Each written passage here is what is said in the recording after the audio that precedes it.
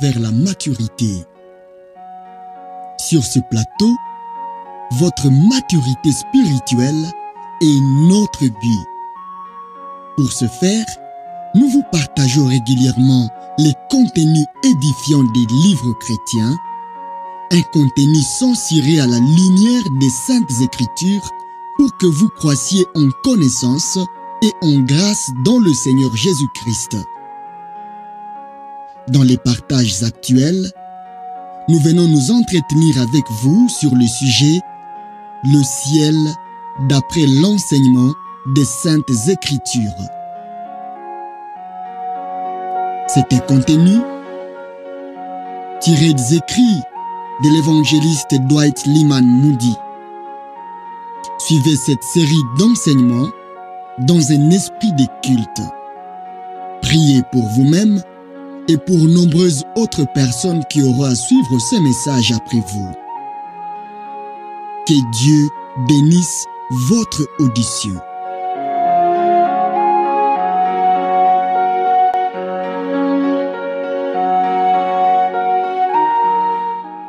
Troisième épisode, le ciel et sa félicité. Ce sont des choses que l'œil n'a point vues, que l'oreille n'a point entendues, et qui ne sont point montées au cœur de l'homme. Des choses que Dieu a préparées pour ceux qui l'aiment. Ésaïe 44, verset 4. Et 1 Corinthiens chapitre 2, verset 9.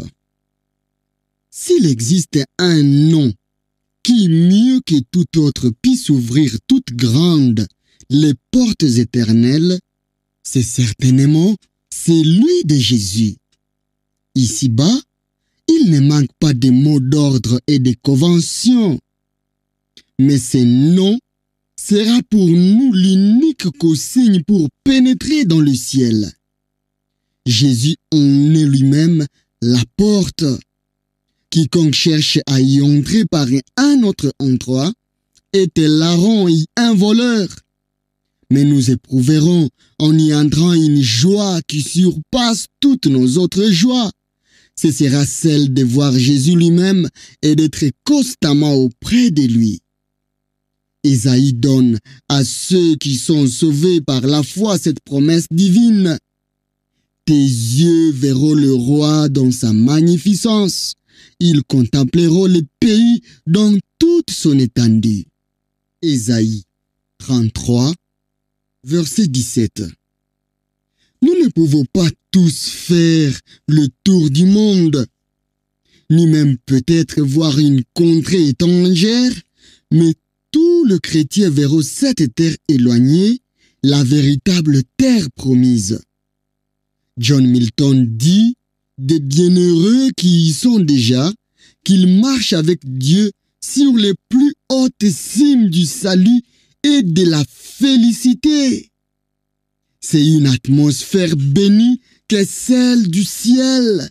Ici-bas, on s'agite pour aller trouver des climats tempérés où l'on ne rencontrera ni peine ni douleur.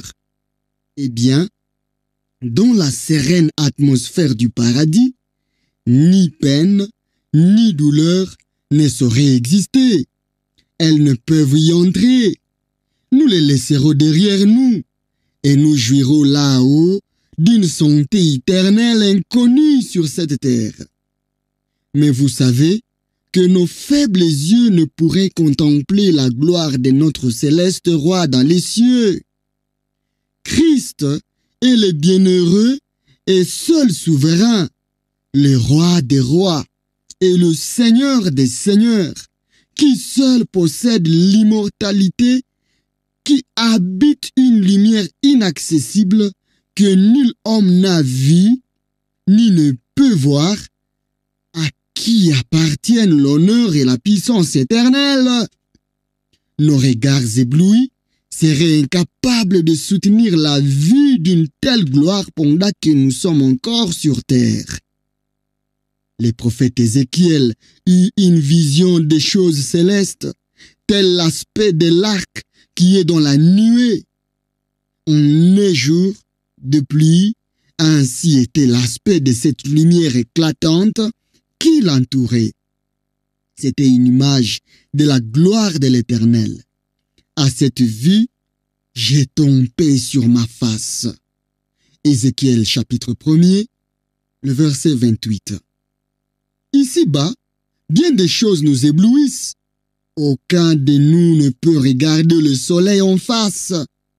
Mais, lorsque ce qui est corruptible aura revêtu l'incorruptibilité, ainsi que le dit Paul, nos facultés auront acquis une plus grande puissance et nous pourrons contempler Christ dans sa gloire.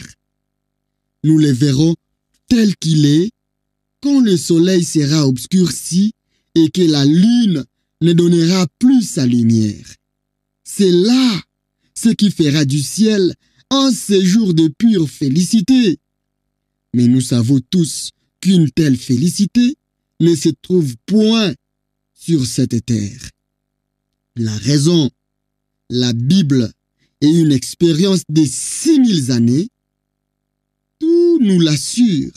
Aucune créature ne peut nous procurer le bonheur. L'accomplissement du devoir ne le donne même pas entièrement, car le péché étant dans ce monde, les meilleurs des hommes ne peuvent y vivre parfaitement heureux. Pour être heureux, ils doivent attendre d'être dans le ciel. Parfois, il peut leur sembler que le ciel est si près d'eux qu'ils peuvent déjà en apercevoir quelques avant-couleurs, comme lorsque Colomb vit de magnifiques oiseaux voltiger autour de mâts de son navire, avant même d'avoir pu discerner les rivages de l'Amérique. Toutes les joies que nous goûterons dans les cieux n'auront d'autre source que la présence de Dieu. C'est l'idée dominante qui traverse les Écritures. La vie éternelle, sans cette présence, serait semblable à la vie terrestre sans la santé. C'est cette présence qui sera la lumière et la vie même de racheter. On a dit que ces mots pourraient se traduire ainsi: une vie qui rend heureux. Cette vie nous remplira d'une joie pareille à celle que cause le retour vers sa mère d'un fils depuis longtemps perdu, ou le premier aperçu de notre demeure après un long temps d'absence. Plusieurs savent combien un rayon de soleil par une journée sombre, ou le visage bienveillant d'un ami au jour de l'épreuve, peut relever notre courage. Eh bien, notre bonheur sera encore 1000 fois plus grand, car nous verrons le Seigneur face à face, et c'est ce qui nous le fera aimer d'autant plus. Nous l'aimons ici-bas à proportion de la connaissance que nous avons de lui. Aussi plusieurs auraient pour lui une bien plus grande affection s'ils le connaissaient plus intimement. Puisque déjà sur cette terre, nous éprouvons tant de joie en pensant aux perfections de Christ, que sera-ce quand nous le verrons tel qu'il est?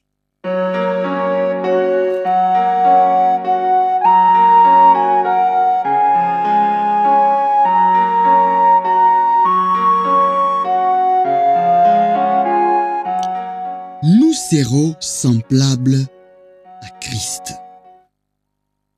On demandait à un chrétien ce qu'il pensait faire à son arrivée dans le ciel. Il répondit qu'il passerait les 1000 premières années à contempler son Sauveur et qu'après cela, il chercherait à voir Pierre, puis Jacques, puis Jean et emploierait joyeusement tout son temps à regarder ces grands personnages. Mais il me semble qu'un regard sur Jésus sera pour nous un dédommagement suffisant pour tous les sacrifices que nous aurons pu faire pour lui. Il nous suffira de le voir. Nous lui deviendrons semblables dès que nous le verrons, parce que nous serons remplis de son Saint-Esprit. Jésus, le Sauveur du monde, sera là dans le paradis, et nous les contemplerons face à face. Les portes de perles, les murs de jaspe et les rues pavées d'or, transparents comme du cristal, ne constitueront pas pour nous le ciel. Toutes ces glorieuses choses ne sauraient nous satisfaire.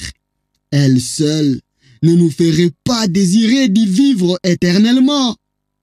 Une petite fille qui avait sa mère très malade fut amenée par une voisine qui la prit en attendant que la mère se trouvait mieux.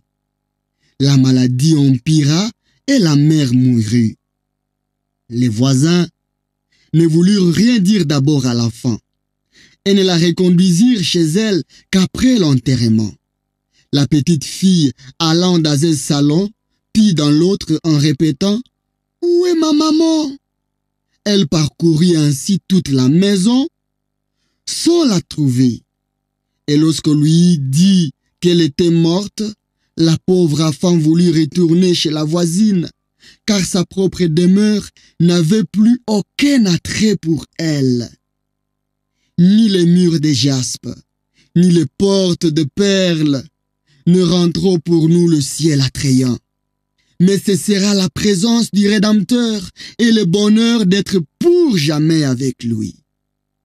Il fit un temps où je pensais davantage à Jésus-Christ qu'à Dieu le Père. Christ ne semblait plus rapproché de mon âme, parce qu'il était devenu le médiateur entre le Père et moi. Mon imagination reléguait Dieu bien loin sur un trône, le considérant comme un juge sévère, tandis que Jésus, étant intervenu comme médiateur entre nous, je le voyais beaucoup plus près de moi. J'ai changé de manière de voir lorsque j'eus un fils. Pendant 10 ans, je n'eus que ses fils. Et quand je le voyais grandir, la pensée me vint que Dieu nous avait montré un plus grand amour en donnant ce fils, que le fils en mourant pour nous. J'ai senti qu'il me serait plus facile de partir pour être mis à mort pour moi-même que de voir mon unique enfant, le fils de mes entrailles, livré pour être crucifié. Voyez donc quel amour Dieu a eu pour un monde coupable, puisqu'il lui a donné Jésus-Christ. Lisez au chapitre 7 des Actes. Vous verrez qu'avant d'être lapidé, Étienne leva les yeux. Alors Dieu souleva le voile et lui permit de jeter un regard à la cité céleste pour y contempler Christ debout à la droite du Père. Quand le Sauveur, au jour où son œuvre fut accomplie, fit son ascension en amenant à haut des captifs, il s'assit sur ce trône, nous est-il dit. Mais comme Étienne le vit debout, je me représente Jésus s'éleva pour souhaiter la bienvenue au premier des martyrs qui luttait seul et désarmé. Déjà, vous auriez pu attendre les pas fermes des millions qui ont marché sur les traces en donnant leur vie pour le Fils de Dieu. Étienne formait l'avant-garde. Comme il mourait, il regarda vers le ciel. Son Sauveur alors se leva pour l'accueillir et le Saint-Esprit fut envoyé pour témoigner que Christ était bien là-haut. Comment pourrions-nous en douter maintenant? Un mendiant n'a pas de plaisir à contempler un palais.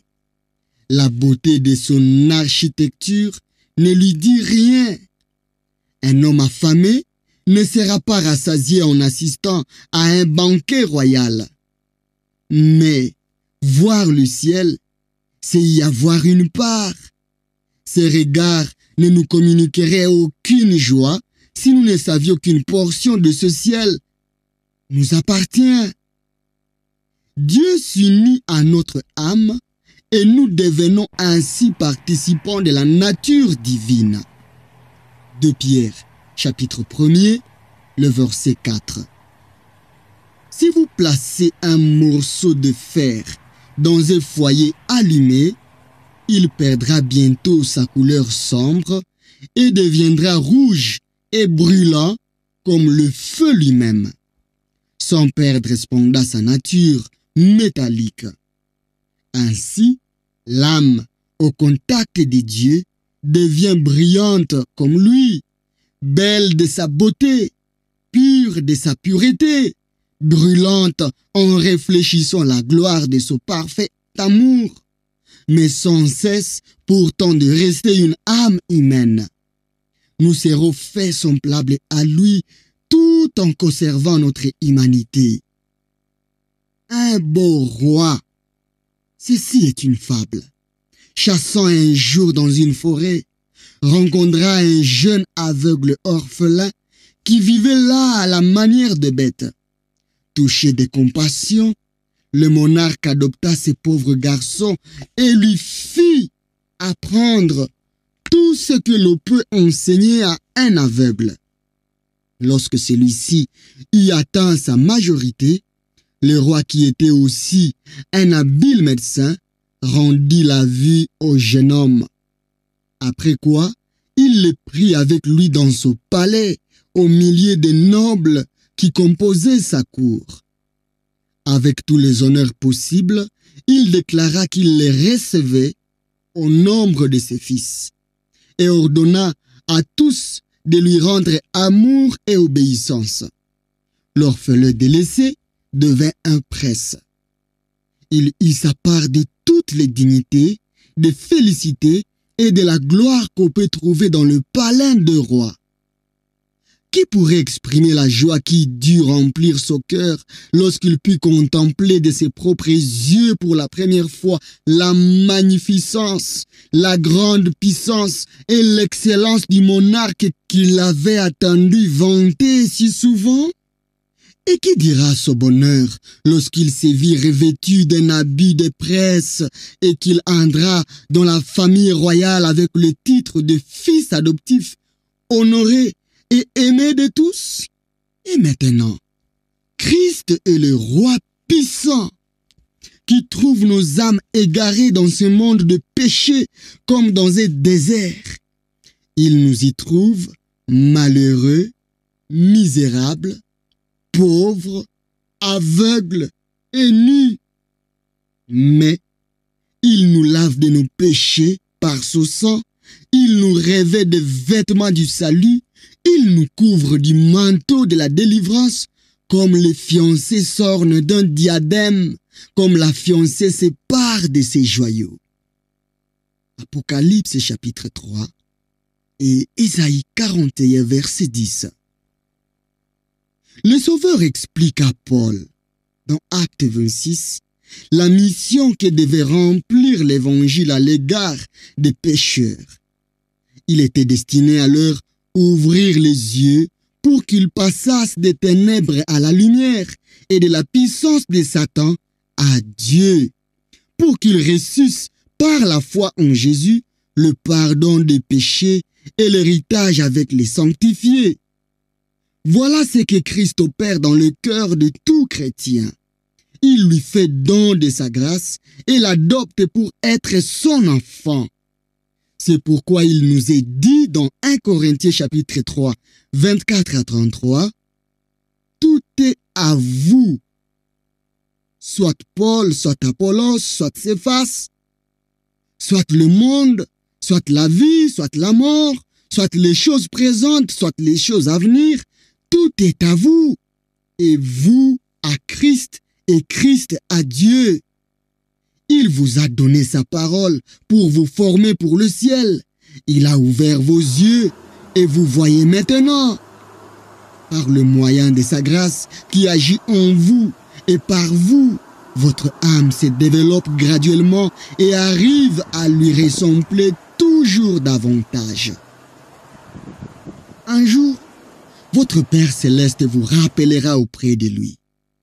Là, vous verrez les anges et les saints revêtus de la beauté de Christ qui se tiennent debout autour de ce trône et vous attendrez cette parole du Maître au moment où il vous introduira au milieu d'eux.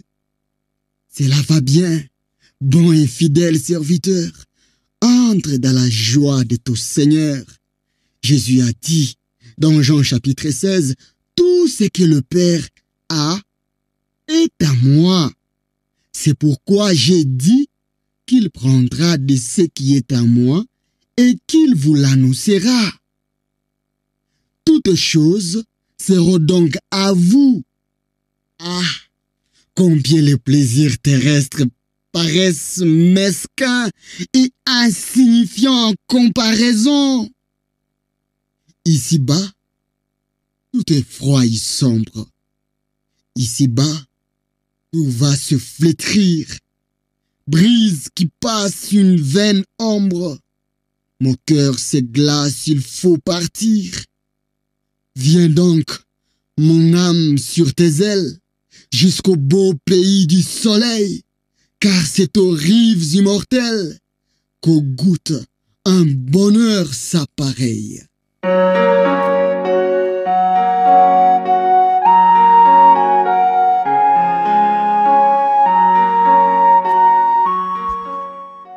À l'autre bord, il y a de la joie dans le ciel quand un pécheur se convertit sur la terre. Plus de joie même pour un seul pécheur qui se répand pour 99 justes qui n'ont pas besoin de la repentance. Luc 15, verset 7. Lorsqu'on est sur le point d'élire un président aux États-Unis, la surexcitation est intense. C'est un choc terrible pour la nation. Dans tous les journaux et sur presque chacune de leurs pages, depuis le Maine jusqu'en Californie, il est question des candidats. Le pays tout entier est en fermentation. Mais je ne crois guère que dans le ciel on y prenne garde. Si la reine Victoria abdiquait, le monde entier serait dans l'agitation. Toutes les nations prendraient un grand intérêt à cet événement.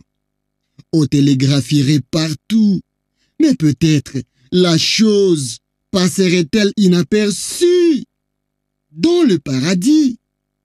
Tandis que si un petit garçon ou une petite fille, un homme ou une femme se repentait de ses fautes en ce moment même, le ciel tout entier en serait ému. Des circonstances qui nous semblent considérables paraissent très petites là-haut. D'autres qui nous semblent peu de choses sont regardées comme très importantes dans les cieux. Pensez à ceci. Quel simple acte de votre part peut causer une grande joie dans les célestes demeures. Cette idée nous paraît presque trop magnifique pour y croire. Et pourtant, les repentirs du plus pauvre des pécheurs peut faire tressaillir de joie les habitants du ciel. Il y a de la joie devant les anges de Dieu. Dit l'Écriture, ce qui ne signifie pas que les anges se réjouissent, mais que devant eux, en leur présence, on se réjouit. Je me suis souvent demandé ce que ces mots voulaient dire et je les ai longtemps médités. Eh bien, je fais ici des conjectures. Je l'avoue, elles peuvent être oui ou non fondées. Mais les chers amis qui ont franchi le seuil de ce monde avant nous et qui ont été accueillis dans les bercailles célestes, regardent sans doute vers la terre, et lorsqu'ils voient se repentir et se donner à Dieu, un de leurs bien-aimés pour lequel ils ont longtemps prié avant de mourir, leur cœur frémit d'une sainte allégresse.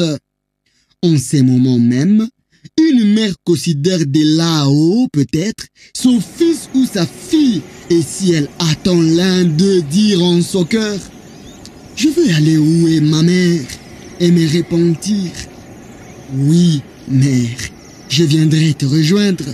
Cette nouvelle rapide comme un rayon de soleil atteint les régions célestes et la mère se réjouit devant les anges de Dieu. Après un de nos services à Dublin, un homme entra dans la salle où on allait tenir la seconde réunion. La réunion d'entretien et de prière. il amenant sa fille unique, de qui la mère était partie de ce monde peu de temps auparavant. Ô Dieu, dit-il dans sa prière, fais pénétrer jusqu'au fond du cœur de cet enfant les vérités qu'elle vient d'attendre, afin que les prières de sa mère soient exaucées aujourd'hui même, et qu'elle soit sauvée. En se relevant, la jeune fille entoura de ses bras le cou de son père en le baisant et dit, « Je veux retrouver là-haut ma mère. Je veux appartenir à Christ. » Ce jour-là, elle accepta le salut. Cet homme est maintenant pasteur dans le Texas. Et sa fille, morte là-bas depuis peu, est allée rejoindre sa mère dans le ciel. Quel doux et joyeux revoir! À l'abri des douleurs, en paix elle repose. Dans le sein de Jésus, en ses bras lieu la rose, fleurit sur son tombeau. On peut lire au rayon du soleil qui le dort, effacé par des pleurs, ces mots visibles encore. Elle a monté plus haut. Seigneur, monte mon âme, monte aussi mon âme sur des ailes. Montre-moi les beautés des rives éternelles, avant mon dernier jour, qu'en élevant les yeux jusqu'à toi dans l'espace, je puisse voir le mien, ton sourire et ma place dans ton divin séjour. Peut-être un frère, peut-être une sœur vous attend là-haut. Qui que vous soyez, répondez à son appel. Un père rentrait un soir très tard avec sa petite fille. La nuit était sombre. Après avoir traversé un bois épais, ils arrivèrent au bord d'une rivière. Bien loin sur la rive opposée, scintillaient de lumière dans quelques maisons éparses. Et, plus loin encore, brillait celle de la ville où ils se rendaient. L'enfant était fatigué et assoupi. Le père la prit alors dans ses bras, on attenda le batelier qui arrivant de l'autre bord. Ils aperçurent en fait une faible lueur. Le bruit des rames s'est rapproché peu à peu, et bientôt ils furent installés sains et saufs dans la barque. « Père, dit la petite fille, il fait bien sombre. Je ne vois pas le rivage. Où allons-nous? Les bateliers connaissent le chemin, mon enfant. Nous serons bientôt à l'autre bord, répondit son père. Oh, je voudrais bien y être. Quelques instants après, ceux qui l'aimaient accueillaient la petite fille dans leurs bras à la maison paternelle, et toutes ses craintes avaient disparu. Peu de mois s'écoulèrent, cette même enfant se trouvait alors sur les rives d'une autre rivière plus profonde, plus sombre, plus effrayante que la première.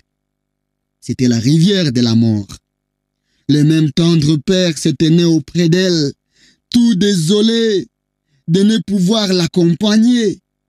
La mère et lui veillèrent à son chevet bien de jour et de nuit. On pria pour leur précieux trésor. Parfois l'enfant paraissait sommeiller, inconsciente, mais si son esprit allait s'envoler doucement. Mais un matin, elle se réveilla soudain, l'œil brillant, en pleine possession de ses facultés. « Père, dit-elle en souriant, je suis de nouveau au bord de la rivière.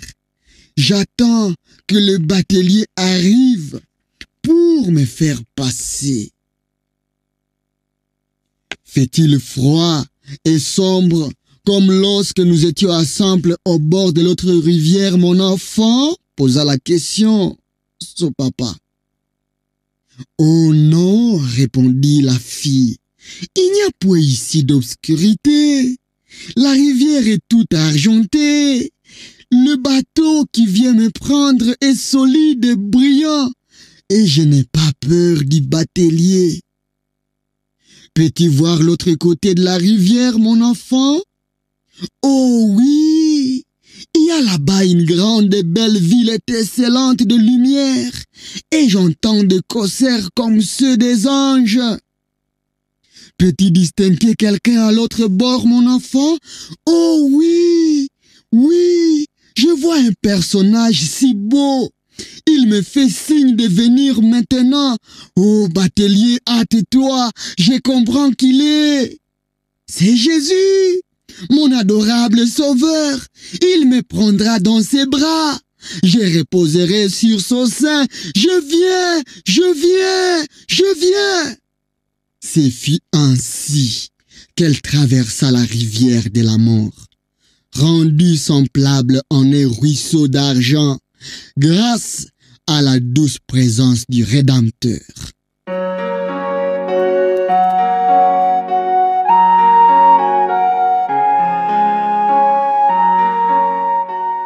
Quelque chose de plus.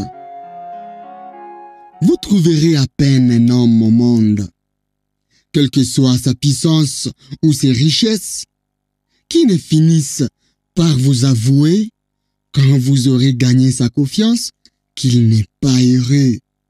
Il a encore des désirs qui ne sont pas satisfaits ou quelque chose qui l'embarrasse.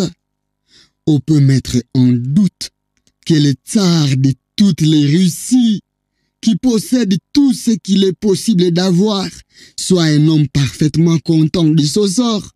On peut aussi se demander si la reine Victoria, avec des palais et des milliers d'hommes à son service, et de plus, c'est que tous les souverains n'ont pas l'attachement de ses sujets à une position qui lui donne beaucoup de réjouissance. Quand les souverains aiment le Seigneur Jésus et sont sauvés, alors seulement ils peuvent être heureux. S'ils sont assurés d'aller au ciel, ils peuvent dormir en pleine sécurité aussi bien que le plus humble de leurs sujets. Paul, le faiseur de tentes, aura une place plus honorable dans le ciel que le plus grand et le meilleur des monarques de ce bas monde.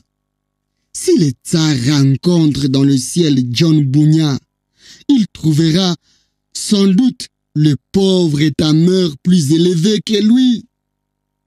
Une vie vraiment chrétienne est la seule qui puisse être heureuse.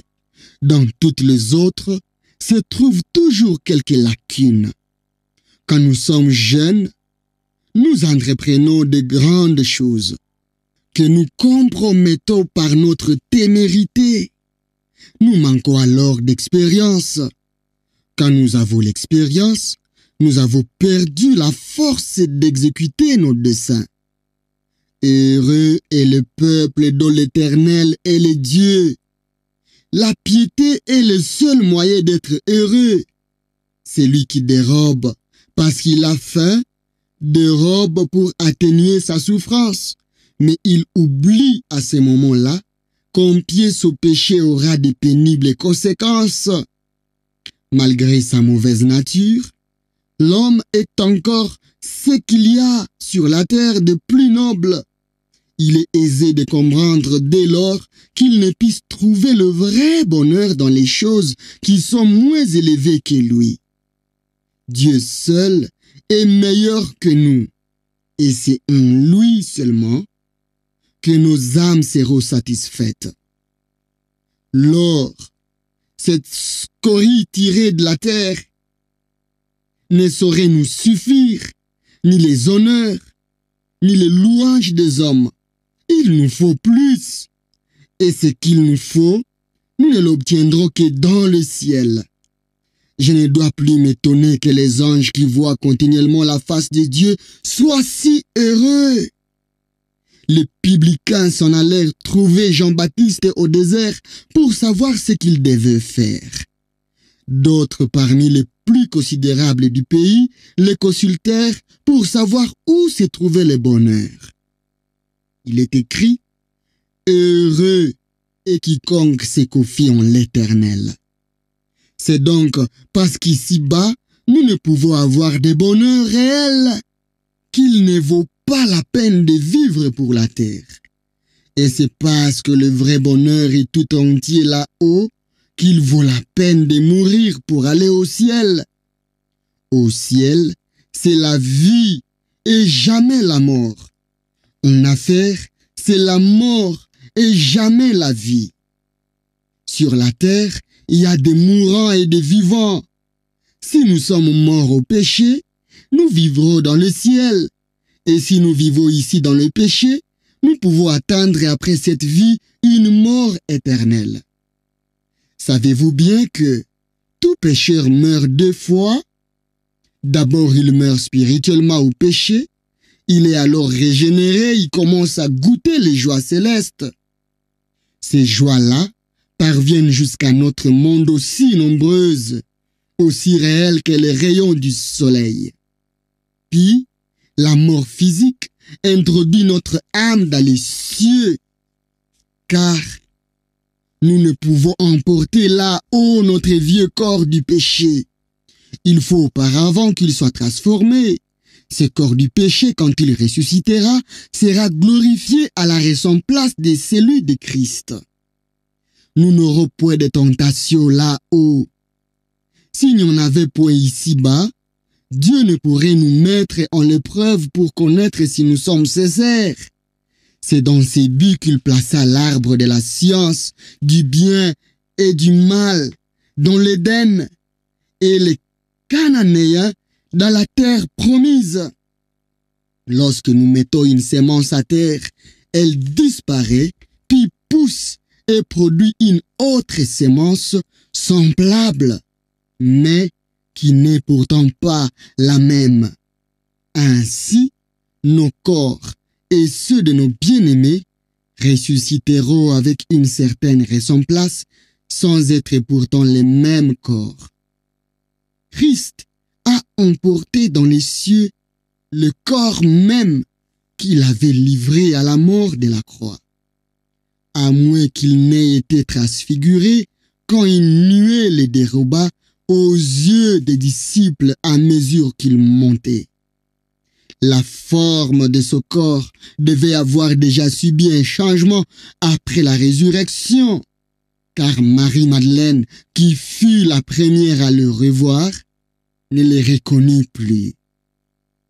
Les disciples qui cheminèrent y parlèrent avec lui jusqu'à Emmaüs ne comprirent que c'était Jésus que lorsqu'il eut béni le pain.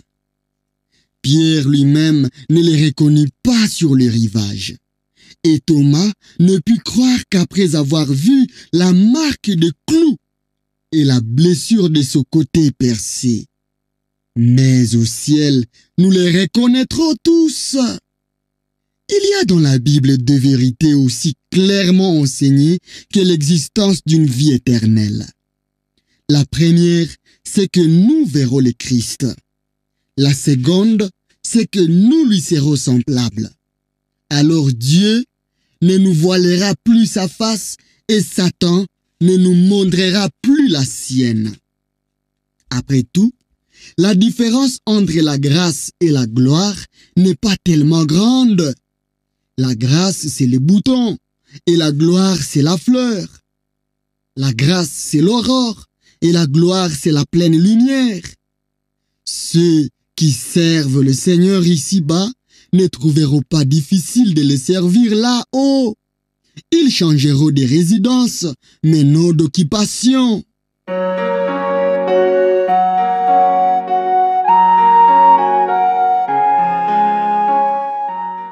Au ciel, plus haut. Dès l'instant où une personne tourne vers les choses célestes, ses pensées et ses affections, sa vie acquiert une beauté réelle. La lumière des cieux brille sur ce sentier. Elle ne passe plus son temps à s'accuser et à se flageller parce qu'elle ne ressemble pas davantage à Christ. Un Écossais à qui l'on demandait s'il était sur le chemin du ciel répondit « Mais c'est dans le ciel que je vis. Je ne suis pas sur le chemin qui y mène. C'est là qu'il vivait. Oui, il nous faut vivre dans le ciel tandis que nous sommes encore ici-bas. Notre privilège, c'est d'avoir nos affections en haut. Une dame de Londres trouva un jour une pauvre chrétienne couchée sur un lit de douleur, mais très heureuse. Puis, elle visita une dame riche qui passait tout son temps à murmurer et à se plaindre de son sort. Je pense quelquefois que ceux à qui Dieu accorde le plus de biens temporels pensent le moins en lui, l'oublient le plus complètement et travaillent le moins pour ce service. Cette dame dont je parle, on alla visiter les pauvres, avait l'habitude de se rendre chez la chrétienne malade pour être elle-même encouragée et réjouie. Il se trouve à Chicago, un certain quartier où, depuis des années, des chrétiens qui désirent être fortifiés dans leur foi vont visiter l'une de ces âmes d'élite. Une amie me disait que le Seigneur avait placé de ces âmes-là dans la plupart des villes a fait que les anges qui passent pour accomplir leur message de miséricorde s'arrêtent pour les consoler, car elles ont l'air d'avoir souvent leur visite. La chrétienne qui voyait la pauvre malade invita la dame riche à l'y accompagner. Celle-ci finit par y consentir. Elles montèrent ensemble un escalier obscur et mal tenu jusqu'au premier. « Que c'est horrible !» dit la dame riche. « Pourquoi m'avez-vous conduite ici ?»« C'est mieux plus haut, » répondit son ami. Elles montèrent jusqu'au second étage et la première se plaignant toujours, l'autre lui dit encore « C'est mieux plus haut !» Et ainsi, elle répéta la même réponse à chaque étage jusqu'à ce qu'elle eusse atteint le 5e. La chambre où elles entrèrent était fort belle, garnie de tapis, avec de pots de fleurs.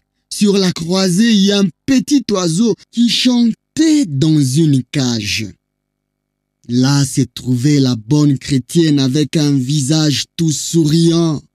« Ce doit être bien dur pour vous d'être retenu ici et de souffrir ?» lui demanda la dame riche.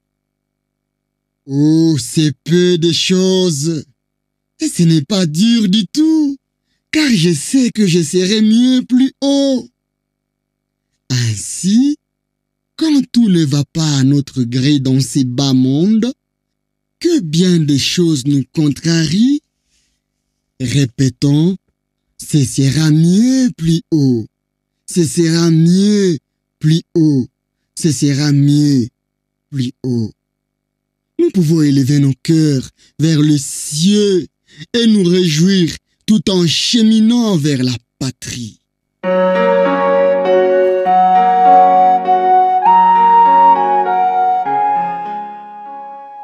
Le revoir. Bientôt ira fleurir ta corolle fanée, sous un ciel toujours bleu, sous un soleil plus pur, à la place qu'en haut Jésus t'a destiné, où jamais la tempête en fureur déchaînée n'ébranle les échos lointains, les flots d'azur. Là brille le matin d'un jour excès d'orage, là d'un parfum divin le cours sont empaumés. Amis, dans ces lieux saints, sans voile, sans nuage, nous nous rencontrerons avec nos bien-aimés. Alors seront finis nos sombres jours d'alarme. Vain plaisir du si bas fantôme d'un moment. Et vous, rêves trompeurs qui coûtent tant de larmes, vous aurez fui des prix pour jamais de vos charmes. Nos cœurs libres n'auront ni péché ni tourment. Plus de veilles, de pleurs, plus de charges pesantes. La mère a retrouvé les fils qu'elle a bercés. Amis, c'est le revoir nos âmes triomphantes. Reconnaîtrons tous ceux qui nous ont dévastés.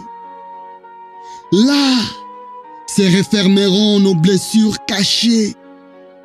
Là, nos cœurs rajeunis pourront s'épanouir.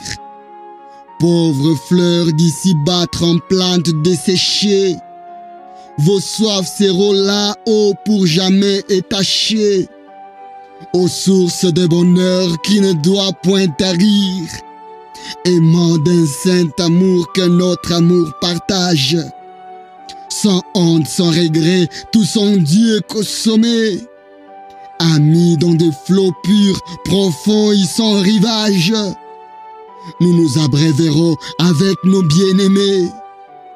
Mais en vain que des cieux sa splendeur éphémère se soit évanoui avec la terre en pleurs, le monde rajeuni dans sa ville poussière, revêtu de beauté, de parfum, de lumière, sortira libre et pur de toutes ses douleurs.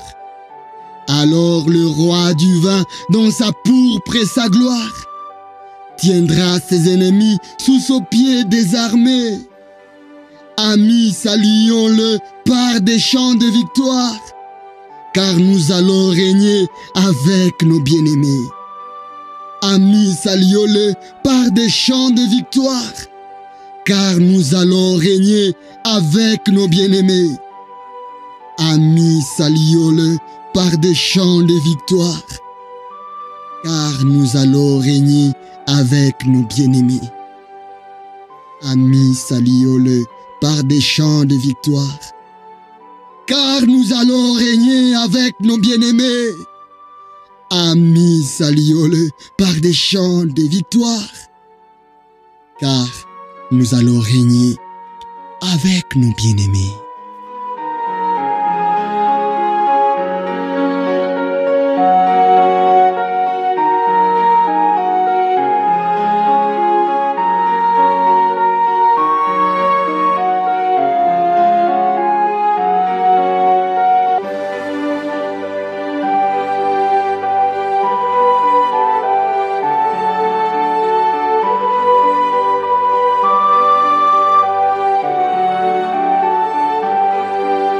Merci d'avoir suivi cette capsule. Elle a été tirée du livre Le ciel d'après l'enseignement des Saintes Écritures, écrit par D.L. Moody. Merci de suivre ce message. Surtout, ne ratez pas la suite. Notre prière est que le Saint-Esprit vous amène à saisir les grandes vérités contenues dans cette capsule et qu'il réveille en vous l'envie de voir Dieu dans ce ciel. Faites tout pour ne pas rater le ciel. C'est urgent, c'est urgent, c'est urgent d'avoir l'assurance du salut. Ne vous passez pas de ce message. Ayez tant de prières, c'est ce que le Saint-Esprit vous a révélé. Priez pour vous-même, priez pour nous, priez pour vos proches, afin que nous ayons part à cette grâce disponible en Jésus-Christ. Il est le chemin, la vérité et la vie. Vous êtes sur le chemin vers la maturité. Sur ce plateau, notre grande mission est de vous faire découvrir les contenus des livres chrétiens. Ici, nous sommes convaincus qu'en écoutant et en lisant chaque jour la parole de Dieu, nous serons transformés à son image, grandir tel qu'il veut, être tel qu'il veut. Nous avons hâte d'écouter les témoignages des vies transformées par l'écoute de l'Évangile. Demeurez bénis et merci de nous soutenir selon la conviction du Saint-Esprit. Grâce et shalom au Fils de Dieu.